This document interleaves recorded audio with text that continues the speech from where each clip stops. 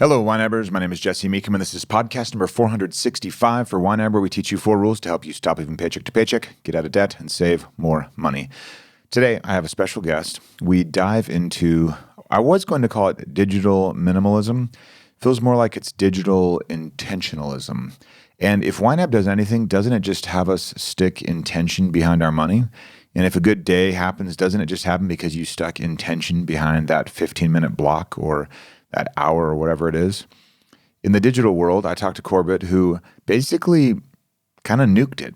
And he makes his money online. He is a bit of a, what do they call him now? Digital nomad. That's actually probably a 10-year-old phrase at this point. But back in the day, digital nomad was kind of a new thing. And he supports an online operation with himself and a few others where he can kind of come and go as he pleases. We talk a little bit about how the idea of setting your own schedule as an entrepreneur is a total lie.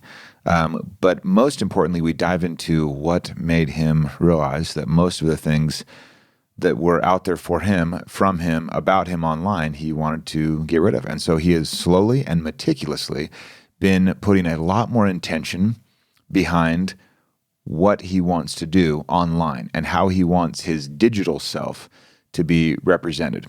And I think this has given me a lot of food for thought. You don't find me on a lot of digital spaces. You can email me if you want, podcast@youneedabudget.com. But you won't find me on Facebook. You won't find me on Twitter or LinkedIn or TikTok. And the reason being, I just want to be intentional about where I invest my time. So Corbett has done that kind of next level, and I hope you'll get a lot out of this. Not that all social media is bad, though it probably is, but mainly just because if there isn't something, or if there is something that we could do, it's just to be a little more intentional about everything: time, money, and then maybe even our digital activities as well. So we're parting a little bit of from the traditional topic of just budgeting, but we're still going to stick with that broader topic of intention. And I think we find loads of overlap. Without further ado, because that was a lot ado already, Corbett Barr. Corbett Barr, welcome to the YNAB podcast. Hey, thanks, Jesse, so much for having me. I'm excited to be here, and I have been a fan of YNAB for quite a while, so thank you. Oh, awesome. Well, that's excellent. So maybe tell me, let's get the YNAB listeners a little bit of common ground with you first, and tell everyone where you heard about YNAB, kind of where that was. And then I want to talk way more about what you do, though, because I think that's going to, in the end, be more interesting. Yeah, totally. I grew up with working class parents and had very poor money management skills coming out of college, and learning about YNAB, budgeting, and just frugality in general was something that took me a long time, and but ultimately was really important to my journey because I became an entrepreneur, and in order to do that, you really need to have savings to work from, because there can be periods where you're not earning a lot, or where you really just need to be able to live off of savings for quite a while. And so discovering the importance of budgeting and really just forcing myself to be intentional about my money was one of the instrumental things in it leading to what I've been doing for the past 15 years. Yeah.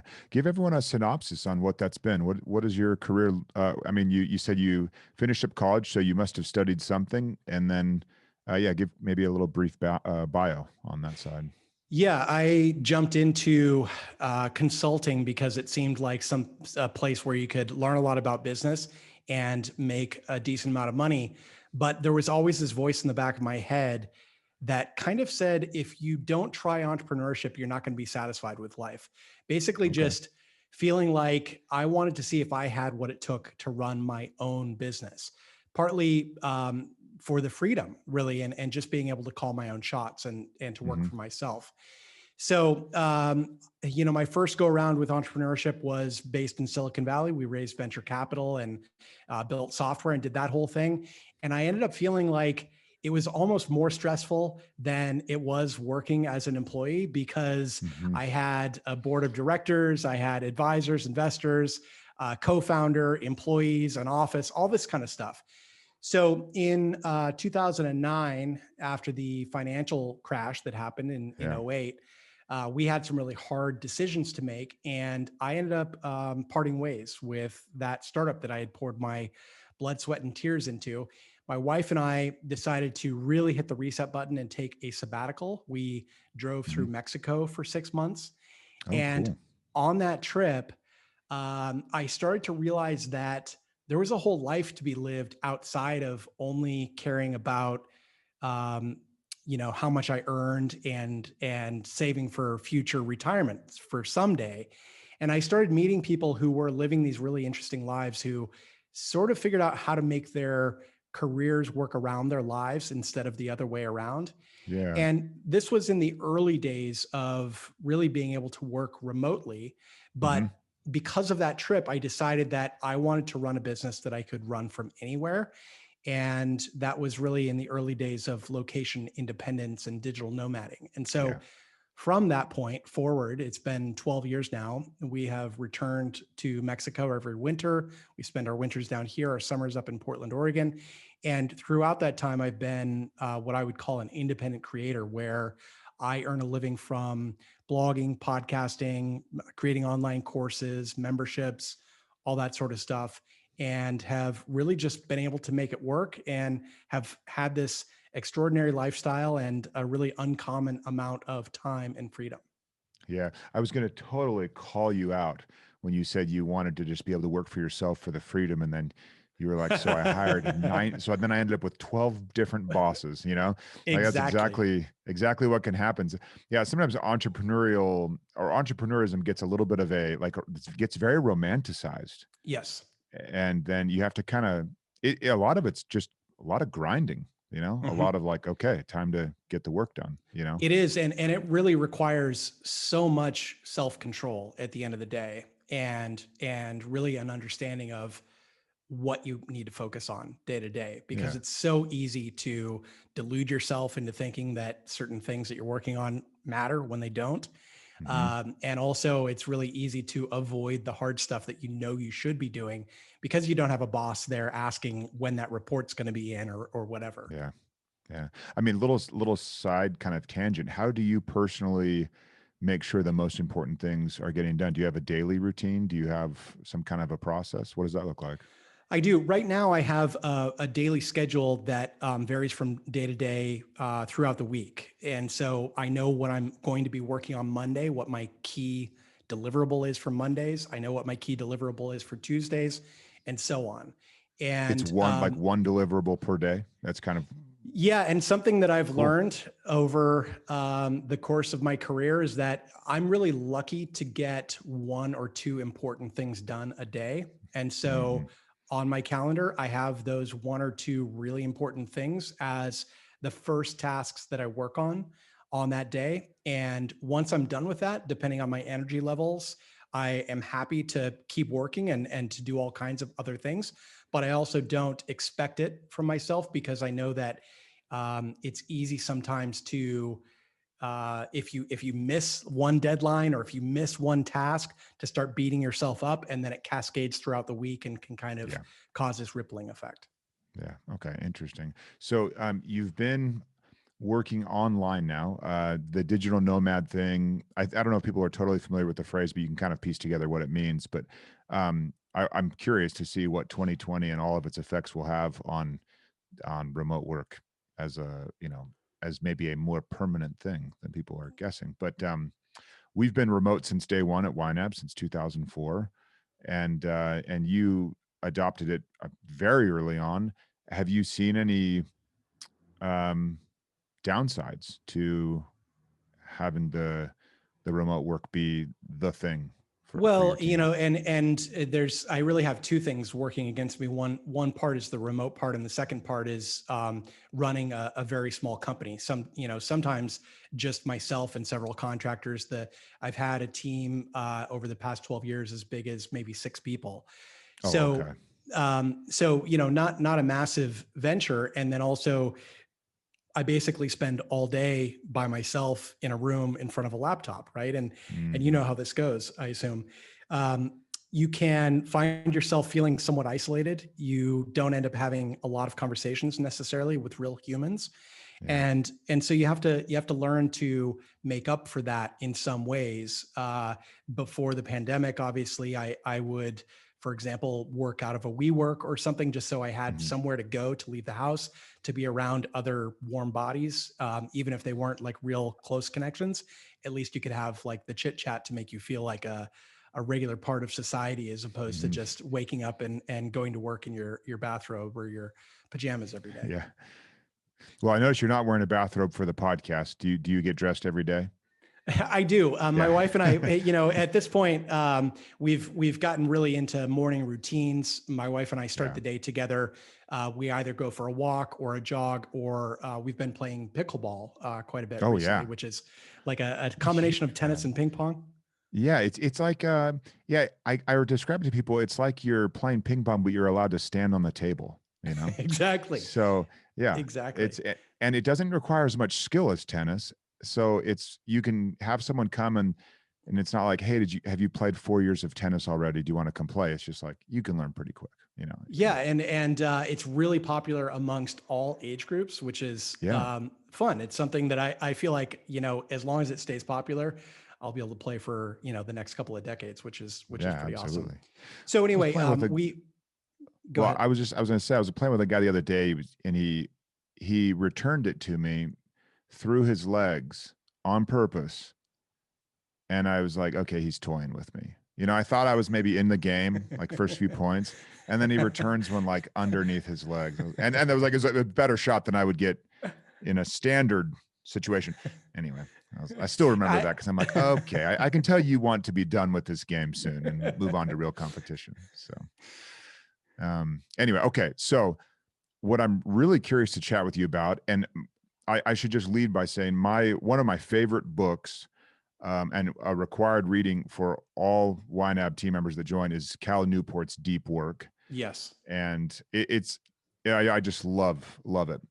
And then he came along because he was getting all of this from, based on what he described on a podcast I heard him interviewed on. He was saying he was getting so many people saying, this is for me personally, I need this for personal, not just work, but like a personal thing.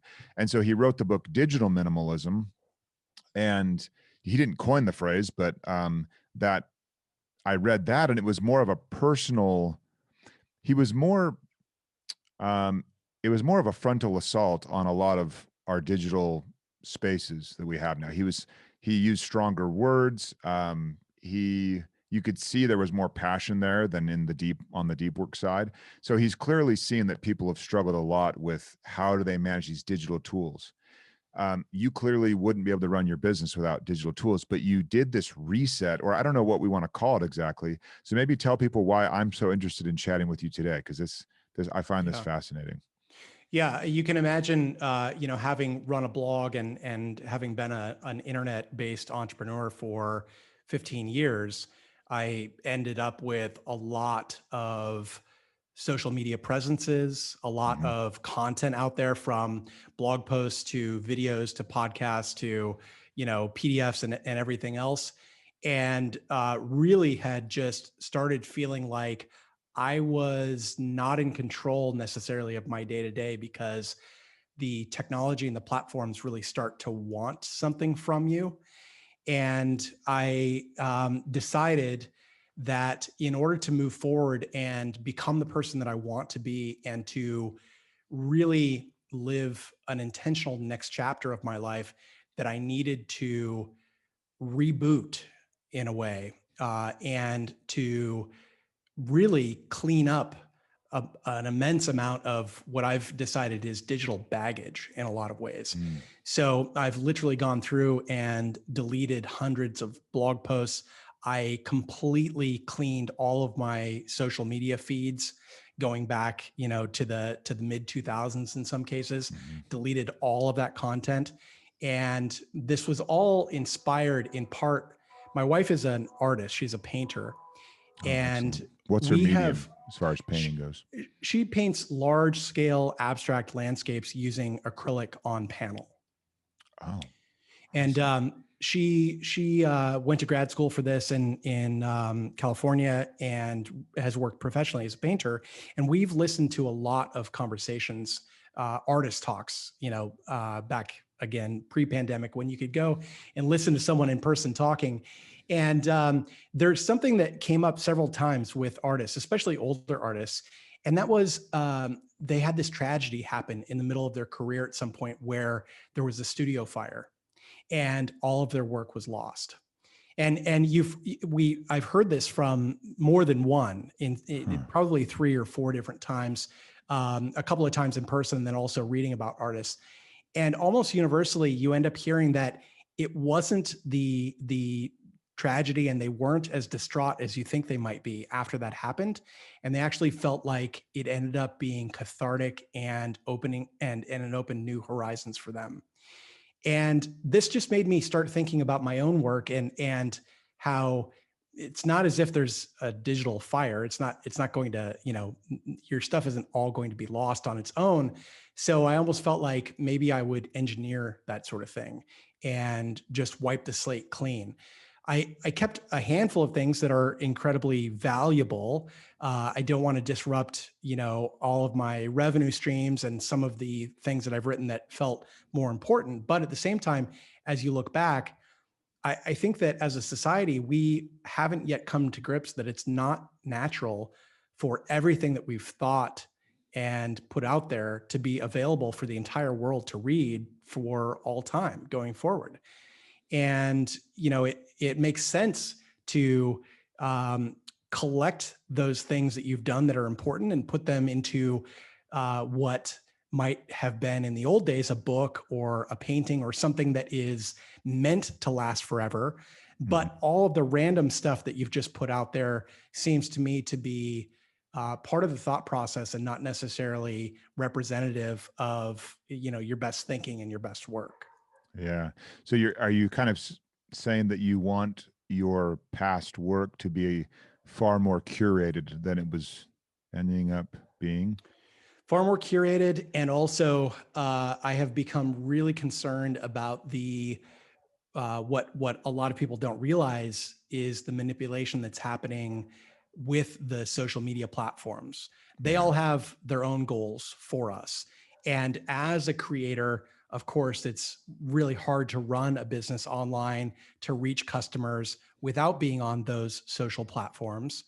But at the same time, they want us and the people that we're trying to reach to spend as much time there as possible so that we consume more ads. And unfortunately, the way that they get us to spend more time there ends up in creating polarization and preying on a lot of human insecurity and personal insecurities as well. And I noticed that I didn't feel great after using some of those platforms. And sometimes those feelings would linger. So I'm just trying to be a lot more thoughtful and intentional about the way that I use technology and those platforms so that I can have healthier relationships with technology. Yeah. You said it very diplomatically. You said, I did not feel great after, it's a nice way of putting it. I think also I'm speculating here, but it seems that as we use those platforms more frequently, I think we end up we don't realize how not great we are regularly feeling. And so you end up creating this new kind of, what's the word? Like a baseline of emotion. And you don't realize how lousy your baseline has become because of this, morning routine where you swipe or, whenever or impulsively. And, that's interesting. I deleted my Facebook profile. I was probably about like mid 2000s. I started up because you were supposed to, and then we have a thriving YNAB Facebook page. And we started that page also because businesses were supposed to start Facebook pages, it'll probably still stay, but I've often wondered like, oh man, we have to pay this platform money to tell people that have already said they love us or at least like us, to tell them about this, whatever, this new thing. Like they've said, hey, I'd like to hear from you. And we say, that's great. And then we have to pay money to tell them. It's bizarre, you know. Yeah, there's some weird things along those lines. It was interesting when I was deleting my Facebook profile, how I was so I mean, I hesitated. Like, it's like, do I really want to do this? I've got a couple of pictures of my kids. Never mind that those pictures are already saved, you know, somewhere else. Yeah. I was just amazed the pull, how strong. There was such a convincing argument in my head, and I can't even articulate what it was, but it was like my fingers hovering, just afraid almost to be like, oh, I'm losing something. Yeah. And in the And meantime, I haven't felt anything. I haven't felt any loss, you know. right, But right, exactly. That's the amazing part, is that afterwards you probably end up feeling better. But Facebook and those other platforms have billions of interactions, or billions of people and trillions of interactions yeah, with those people, to have learned the little emotional strings that they can pull, and that need to be connected and part of society and to be liked and accepted is one of the, if not the oh, deepest just thing that we have in our psyche. And they're just pulling those emotional strings to make you feel that. And so it can be addictive in some ways, and also just very difficult to distance yourself from. I have a few friends, I'm in my early 40s. I have a few friends who, after college, never got on the social media train, mm, and they just have lived their lives for the past couple of decades without it. And I'm almost how, jealous. Yeah. How do yeah, they do it?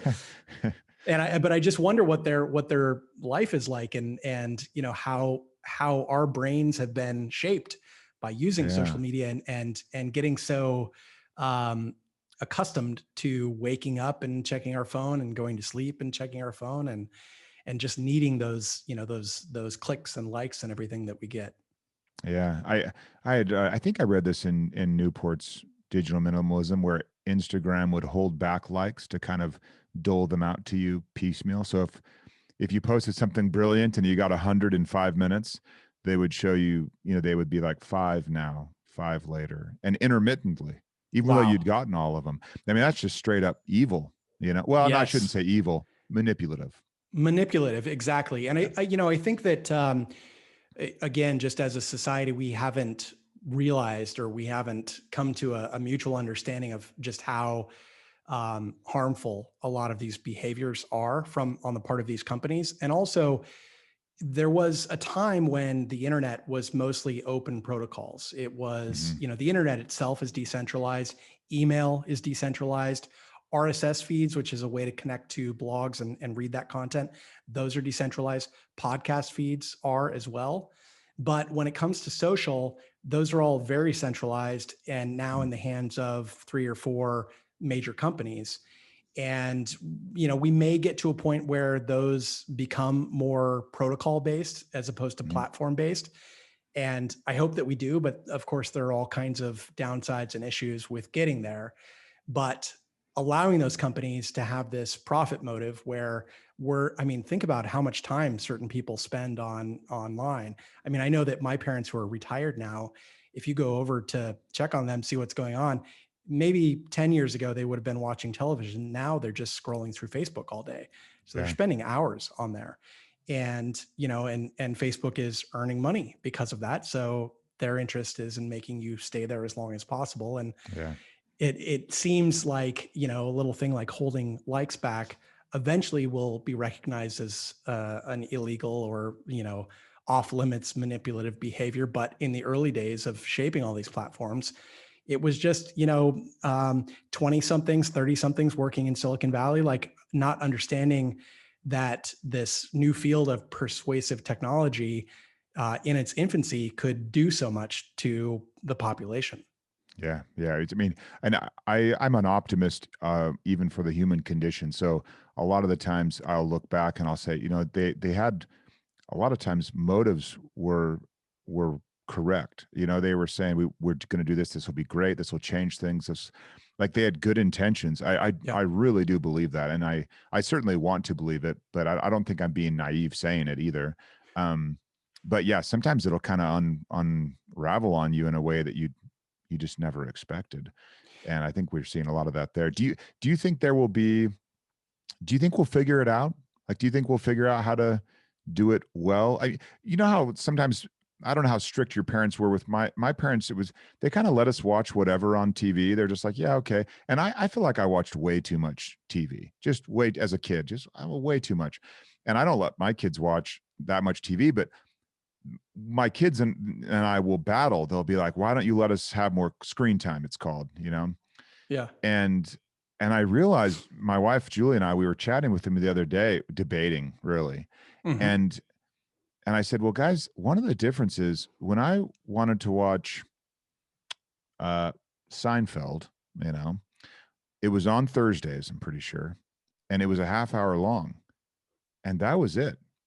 But now, if I'm interested in Seinfeld, I can watch every episode. I can watch commentary on episodes. I can watch blooper reels on that. I can watch my favorite cut ups of a certain character on YouTube. And it's just endless. I could probably find a podcast where they only talk about Seinfeld. I haven't looked, but I'll bet it's there. And so the content, it's never ending.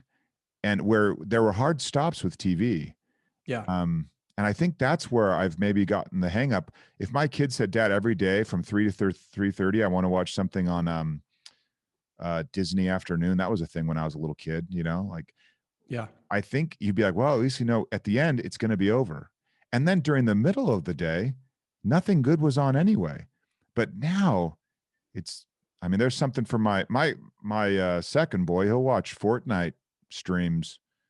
I mean, they're super, he's laughing himself silly. They're Yeah. super entertaining, you know, and there's just limitless And it's opportunity. hard for other things to compete, right? Because Yeah. of all of those good feelings that he's getting. It's hard for homework and time outside with friends and so on to compete. But and I don't have kids myself, but I wrote recently about social media and recognized just if it's a challenge for us as adults, can you imagine what a challenge it is for parents and for kids growing Yeah. up in this environment?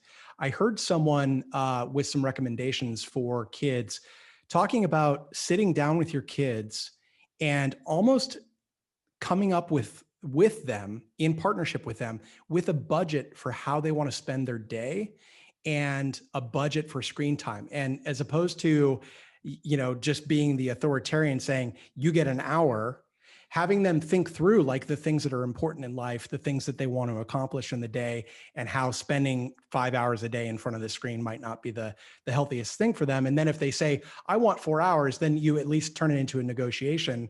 And maybe Mm-hmm. you can, come to an understanding where they feel like, okay, they've got some skin in the game as well. Yeah, budgeting their time. I like that. I mean, Yeah, you're showing them, you know, time's finite, money's finite. We know that drill over here. exactly. Definitely. How long have you had? I mean, when did you do the reset? How long ago was it? So, and I would love to say that the reset was like a 1 hour Oh, thing that I it takes too decided, and long. it takes Oh so long. no. So I'm Yeah. coming up on 3 months into it, and there are still little corners of the internet and of my digital life that I'm trying to get to clean up that I have on my list. So I think these things can take time. I also have not made all my decisions yet about which Mm-hmm. platforms I'm going to use and so on. But I'm getting really close to pulling finally, the rug out from under some of those other places as well. Excellent. And you've got an eye on revenue. So you're not, you're not killing Exactly. revenue streams necessarily. Okay. Exactly. And I think, part of digital minimalism is also, as an entrepreneur or someone who spends a lot of time online, just kind of trying to understand where you're getting the return on your time, where you're actually, from a revenue standpoint, there are several hours I spend a day that lead to revenue and to actually delivering great customer value. And then there are other hours that I spend in a day that aren't really necessary.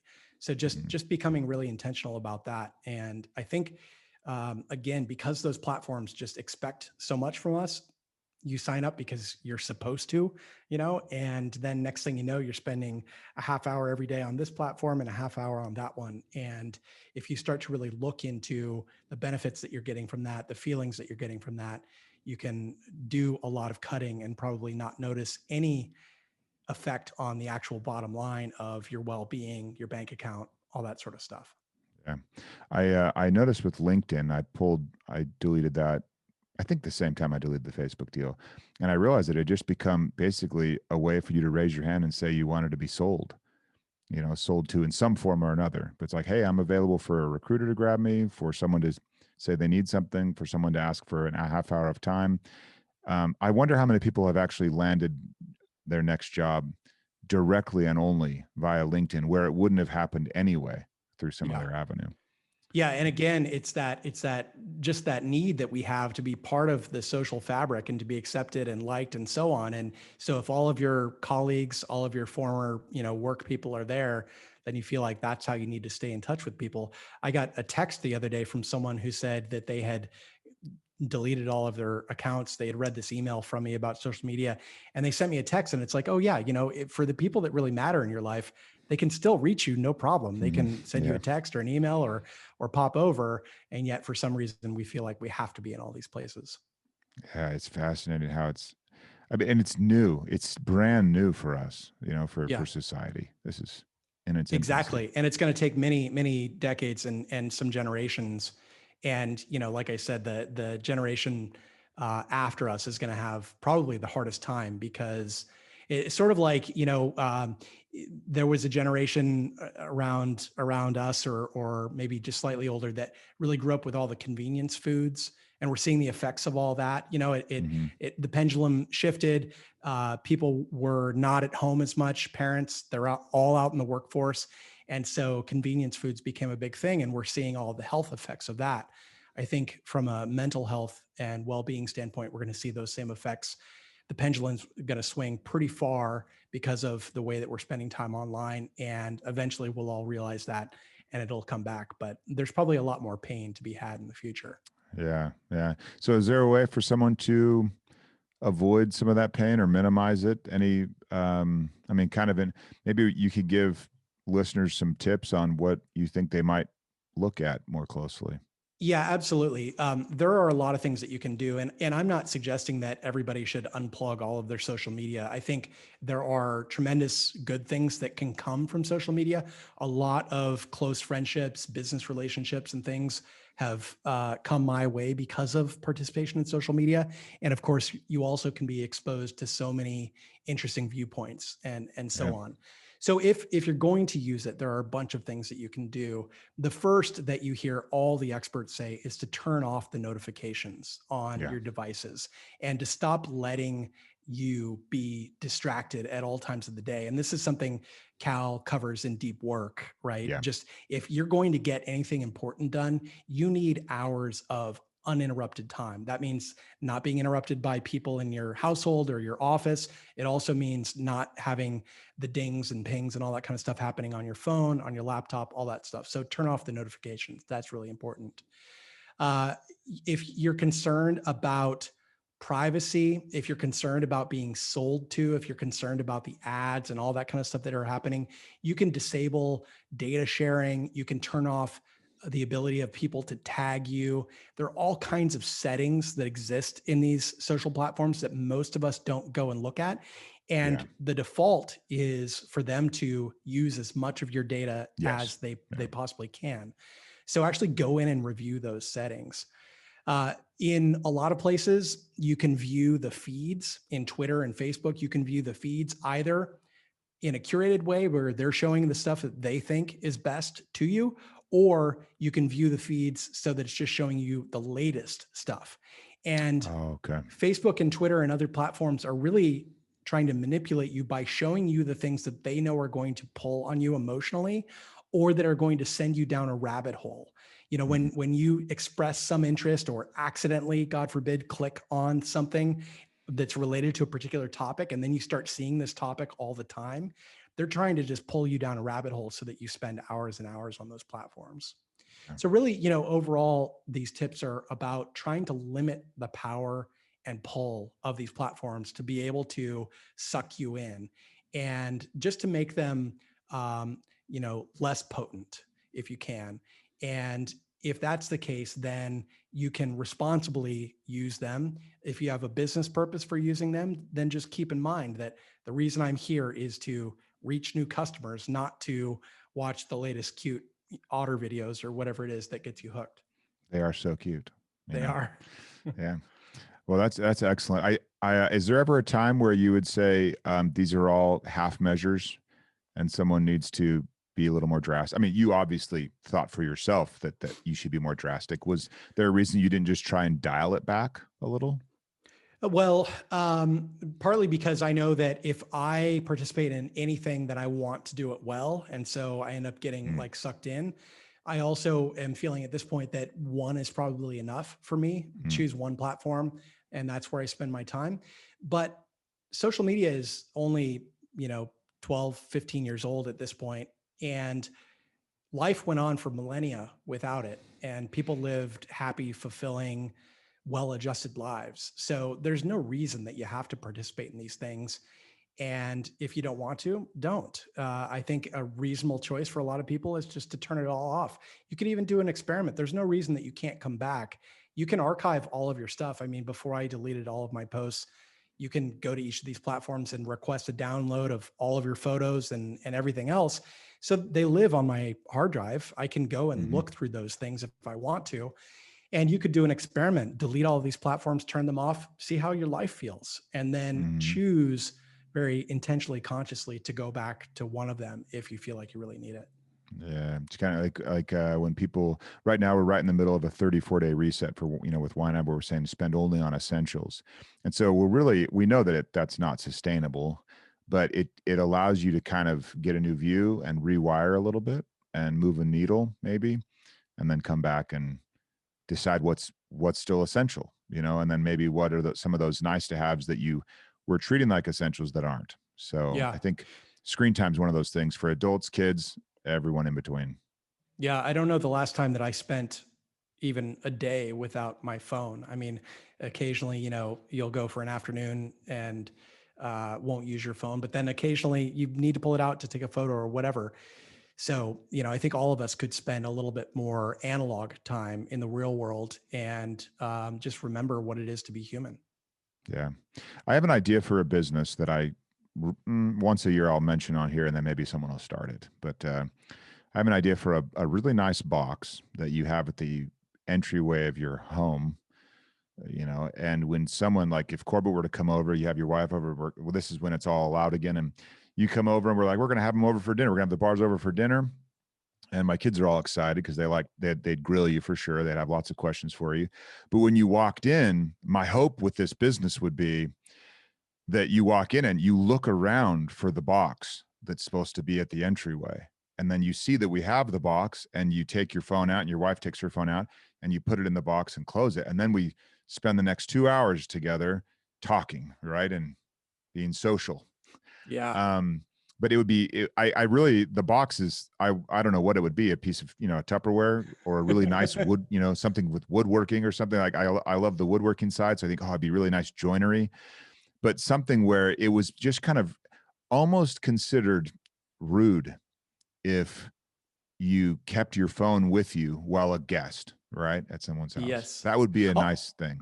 Almost like when you go over to someone's house for dinner and you walk in and you check, is this a shoes house or a no shoes house? Yes. Does everyone take their shoes off? And you don't want to be rude by wearing your shoes around the house. Yeah, absolutely. So it's just kind of like you the phone, you're kind of holding it ready to offer it up. Like people take coat, you take a coat off. Where do I put my coat? Where do I put my phone? That would be the business I would want to start, is selling boxes for nothing, but you're teaching people this behavior. It's interesting that, if you go to someone's house for dinner, especially if they have kids or you bring kids over, there is this kind of you don't want to be rude. So you're not using your phone at all. Nobody's using their phone, but there are these moments where someone will go to the bathroom and then everybody brings their phone out real quick to check on things, whatever. And some games now have realized that people just want the comfort of having their phone in their hand, even if they're involved in something. And so there are these games where you're playing on your phone that is controlling something on the TV and everybody's playing at the same time. But that gives you that comfort level of at least having your phone in your hand in a socially acceptable way. there's a disturbing thing. There are these missionaries that are part of my church that will go out for 2 years and they don't have a phone with them, Yeah. especially if they're in third world countries. Um, and it's changing as times are changing and more of them have phones, and that's how you navigate the work. But early on, these 19-year-old, 20-year-old kids, some of them have real anxiety with it. And the place where they were being trained and kind of taught like a new language or whatever it was, they would actually give them a molded piece of plastic that was like a phone.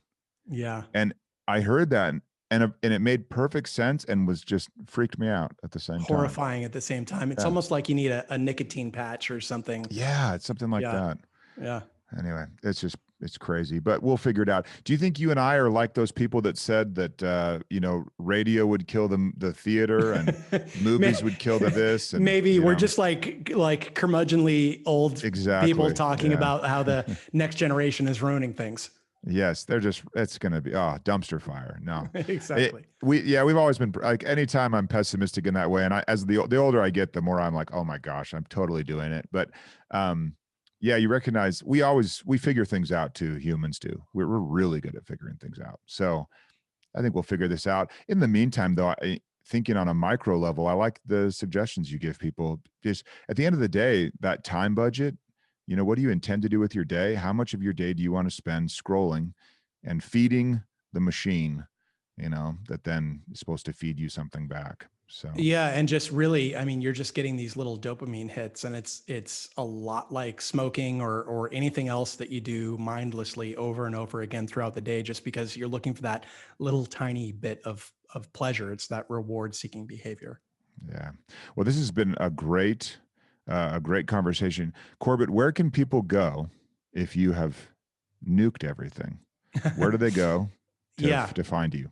Yeah, so I've rededicated myself to something that I really enjoy, and that is writing. And you can head over to my personal website, CorbettBarr.com, and read what I've written about social media recently and about being an independent creator, somebody who just is earning a living from the internet, working for themselves. Excellent. Well, it's been an absolute pleasure. I wish you a very happy 2021 and safe travels as you bounce back and forth to excellent weather. It sounds like the strategy kind of sits squarely in that camp for most of the time. Exactly. That's very, Thanks, very Jesse. smart. Appreciate Thank you very much. You have a good rest of your day. And that's a wrap. I hope that gave you some food for thought, something to think about. Perhaps you could streamline, cut back, whittle, trim some of your social media, digital activities, and find a little bit more peace, tranquility, space, creativity. I don't know. Give it a shot. You got nothing to lose. Until next time, follow YNAB's 4 rules and you will win financially. You've never budgeted like this.